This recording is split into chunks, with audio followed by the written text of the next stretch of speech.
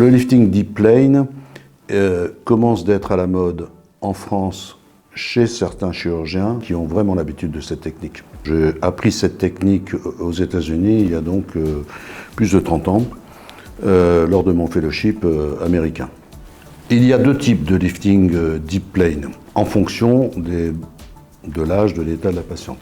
Si, par exemple, une femme, en général d'un certain âge, a une chute des tissus associée à beaucoup de rides d'expression ou des rides qui sont celles qui sont le plus gênantes, c'est-à-dire, par exemple, les rides marionnettes ou les rides qui sont liées au pli d'amertume, des sillons nasogéniens très marqués, et surtout les rides verticales au niveau des joues, il vaut mieux faire un lifting deep plane biplan, c'est-à-dire, dans un premier temps, le chirurgien va décoller entièrement la peau du visage, décoller le SMAS, le remettre en tension de manière verticale, après avoir sectionné les 3 ligaments de Furness, ce qui permet une mobilisation complète dans le sens vertical du bas vers le haut du SMAS.